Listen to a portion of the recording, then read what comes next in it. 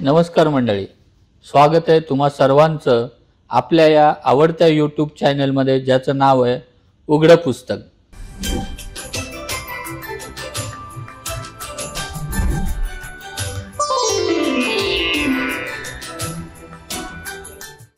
मित्रांनो, आजच्या एपिसोडचं टायटल वाचून तुम्ही नक्की बुचकळ्यात पडला असाल. नाही म्हणजे वाटपच आहे, पण इथं कसलंही वाटप होणार नाही आहे. कारण वाटप म्हटलं की भांडण तंटा आला, वादविवाद आले, अनेकदा हेवे दावे आले. सर, म्हणजे आपले लेख वाचत असताना बऱ्याचदा त्या लेखाला जे शीर्षक किंवा टायटल दिलं जातं त्याच्या पाठीमागे काही ना काही एक हेतू असतो. आता हे बघा ना, आत्ताचाच मी लेख वाचत होतो, त्याचं नाव वाटप. म्हणजे मलाही कळलं नाही नक्की कशाचं वाटप, म्हणजे संपत्तीचं किंवा प्रॉपर्टीचं वाटप, पैशांचं वाटप, की एक असते ना तुमच्याकडे जो वारसा चालत आलाय त्याचं वाटप, काय कसलं वाटप, म्हणजे काय तुम्हाला नक्की काय म्हणायचंय? एक मुळात माझ्याकडे संपत्ती नाही, त्याच्यामुळे मी वाटप वगैरे काय करण्याचा प्रश्न नाही. आमच्या कुटुंबामध्ये सलोखा आहे आणि अगोदरच्या लोकांनी असं काहीतरी खूप करून ठेवलेलं आहे की ज्याचं वाटप करावं अशी काही परिस्थिती नाही. जे काय हे सुखासमाधानाने. आणखीन एक मालवणीमध्ये वाटप या शब्दाचा अर्थ आहे, कदाचित मनगाण्यामध्ये तू वाचला असेल तो, की माशाचं किंवा कशाचं असतं ते त्यावेळेला पाट्या वरवंटा असायचा आणि आई त्याच्यावरती वाटप करायची. किंवा आता ह्या निवडणुका झाल्या, त्या निवडणुकीमध्ये वाटप हा शब्द खूप मोठ्या प्रमाणामध्ये तू ऐकला असेल. हे वाटप आहे हे वेगळंच आहे. अच्छा. कारण असं की आमचं एक चौकोनी कुटुंब होतं. चौकोनी म्हणजे कसं, आई बाबा, माझा मोठा भाऊ दिलीप आणि मी. बरं, अत्यंत शिस्तीचं. म्हणजे कसं, 7च्या, आम्हाला काही बहीण नाही पण तरी सुद्धा 7च्या आत घरात. आता आम्ही 7चे 7:30 झालं असतं तर काय फार मोठं बिघडलं नसतं, पण शिस्त 7च्या आत घरात. एकदम रात्री जेवण हे 7:15 ते 8:30 मध्ये जेवायला बसायचं. अच्छा. बरं, आम्ही दोघेच, त्याच्यामुळे कामं जी आहेत ही अशी विभागून दिलेली जायची. म्हणजे ते वाटप तेव्हापासून ते वाटप ती विभागून म्हणजे कशी, तर एकावरतीच काहीतरी तो लोड टाकायचा नाही. म्हणजे मी लहान आहे म्हणून मला सोडला, तो मोठा आहे म्हणून त्याच्यावरती, असं काही नव्हतं त्याच्यामध्ये. त्यावेळेला असं पण टेबलावरती वगैरे जेवण नव्हतं किंवा हातात घेऊन ताट घेऊन जेवण्याची पण पद्धत नव्हती. सगळे स्पष्ट खाली पाठ घेऊन, आणि ते पाठही प्रत्येकाचे ठरलेले असायचे. बरोबर. माझा भाऊ मोठा, त्याला कोणीतरी तो चांदीची अशी फुलं असलेला पाठ दिला होता, त्याच्यामुळे तो त्याचा पाठ, माझा एक पाठ, बाबांचा, आईचा वगैरे असं.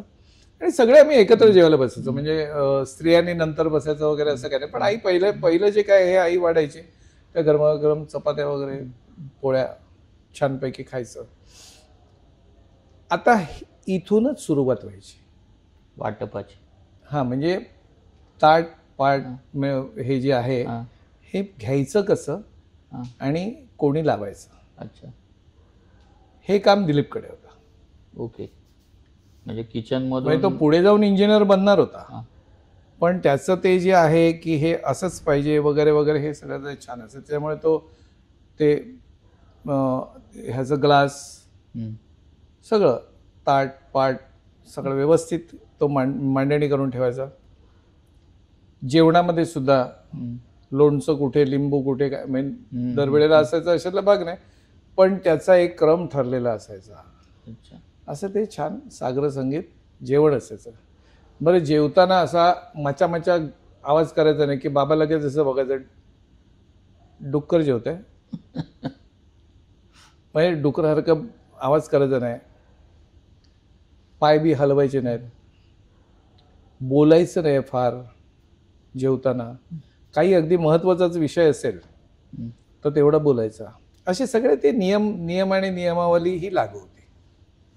आणखी एक होतं, हे आता ताटपाणी त्यांनी घेतलं पाटपाणी, आता ते उचलणं हे माझं काम होतं. म्हणजे मी ते उचलायचे आणि ते असे असे असे असे अशाच पद्धतीने लावून ठेवायचे. ताट जी आहे ती उचलायची, आपलं ताट आपण उचलायचं नळाखाली धरायचं, ते थोडंसं असं बुचकळ भांड्याला वगैरे हे होतं, गडी होतं, परंतु ते खरकट त्याला काही राहणार नाही असं बघायचं, ते ठेवायचं, आपलं ग्लास सगळं आपलं करायचं. एक दिवस त्यांनी जमीन पुसायची, एक दिवस मी जमीन पुसायची. ठरलेलं हे वाटप ठरलेलं वाटप हे ठरलेलं होतं की हे अशा पद्धतीचं करायचं. बरं, आम्हाला सवय कशी, बरं त्याच्यानंतर हे यायचं की झोपायचं. तर झोपताना मला झोप महत्वाची असायची. काही लोकांना ती गादी आणि त्याच्यावरची चादर आणि ही बाजू डोक्याकडे, ती पायाकडे वगैरे, असं बरंच काय काय त्यांचं अवडंबर असतं. मला झोपच आलेली असते, त्याच्यामुळे चादर घातली काय, गादी घातली काय, मला झोप येते. दिलीप अतिशय सुंदर असं इस्त्री केल्यासारखं ती घालायचं आणि ती आईला आमच्या खूप आवडायची. म्हणजे ती छोटी चुरी पडते ना, त्या चुरीनी सुद्धा तिची झोप मोड व्हायची, एवढी ती नाजूक होती.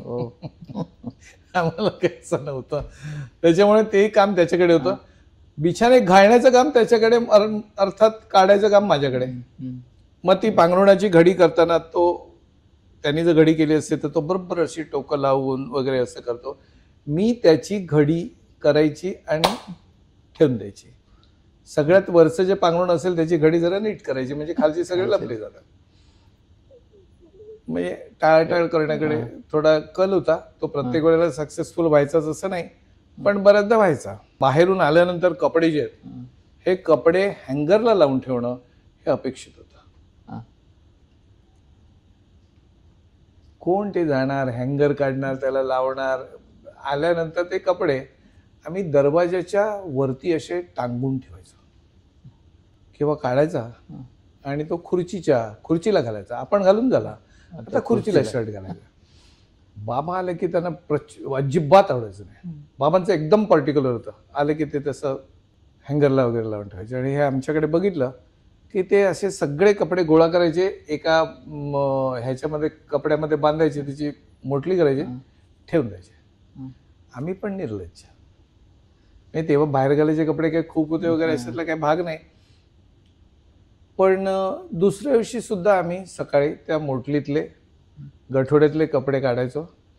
ती जी चुनी पडली असेल तिला पण सांगायचो, उगी उगी चुनी, असं करून त्याच्यावरती हात फिरवला की ती सुद्धा बोळकं पसरून हसायची. कपडे पण जरा इस्त्री झाल्यासारखे त्यांनाही वाटायचं. आम्हाला तर काही फरकच नव्हता, चुन्या पडल्या काय आणि नाही पडल्या काय, शर्टाला शर्ट आणि स्वतःचे कपडे स्वतः धुवायचे. आता हे फार बेकार काम होतं. मग मी काय करायचो, दिलीप आठवड्याला एकदा कपडे धुवायचा त्यांचे सगळे. त्यांनी बादलीत कपडे घालून ठेवले, तो भिजत ठेवायचा. त्या अगोदर सर्फचं तेव्हा त्यावेळेला असं ते हे काढतात ना, खवले असतात, तसं तशी पावडर होती, त्याच्यामध्ये तो ते भिजवून ठेवायचा 1-2 तास. आणि मग तो ब्रशनी घासायचा. तर माझे कपडेही कमी होते, तर एवढं कोण करत बसणार, मग घासाघीस काय आपल्याला आवडत नाही. तर त्याच्यामुळे तो जरा इकडे तिकडे गेला की आपला शर्ट त्याच्या कपड्याच्या खाली बुडवून ठेवायचा. अच्छा. मग तो धुता अगदी शेवटी आला की त्याला कळायचं, पण जाऊ दे, एक शर्ट आहे, तेवढे तो मेहरबानी करायचं की तो धुवून टाकायचा तो शर्ट. मगाशी म्हणाल तसं की 8:15 ते 8:30ला जेवण. तसं जर आलं नाही तर ती शिक्षा असायची की ताट वगैरे सगळं घासून ठेवायचं. जी भांडी असतील, भात भाजी आमटी वगैरे यायची जी काही भांडी असतील, ही भांडी घासायची, ही शिक्षा असायची. आता तो माझ्यापेक्षा मोठा, पण मी शेपटासारखा त्याच्या मागून फिरायचो, त्याच्यामुळे बहुधा ह्या शिक्षा आमच्या दोघांच्या वाट्याला यायचं. तर टाळायचं कसं?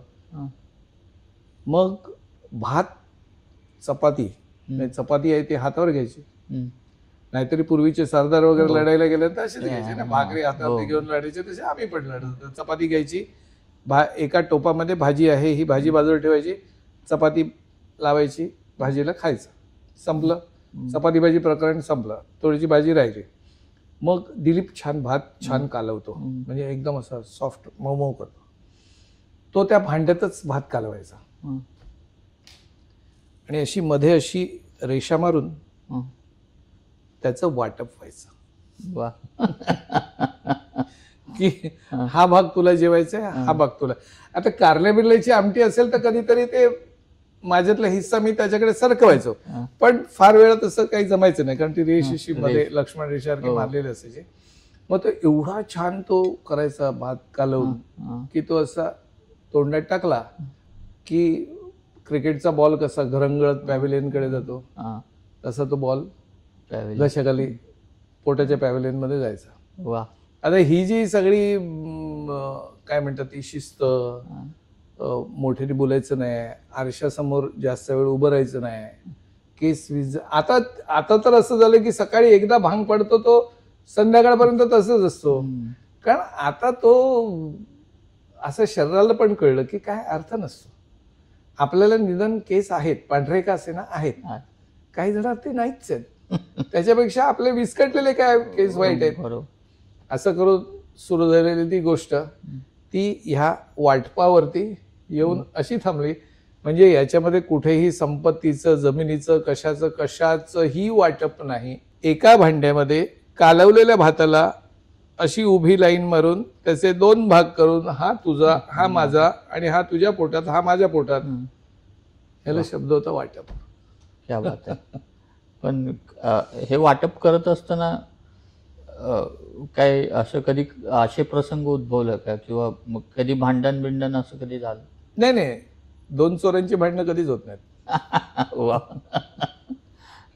खरंच म्हणजे आजचा हा एपिसोड ऐकल्यानंतर मला वाटतं तुम्हा सगळ्यांनाही किंवा मलाही मला माझ्या बहिणीची आठवण झाली. म्हणजे लहानपणी अगदी सरांसारखंच आम्ही एकत्र जेवायला बसल्यानंतर अशाच पद्धतीचं वाटप व्हायचं आणि त्या वाटप करण्यात एक वेगळाच आनंद असायचा.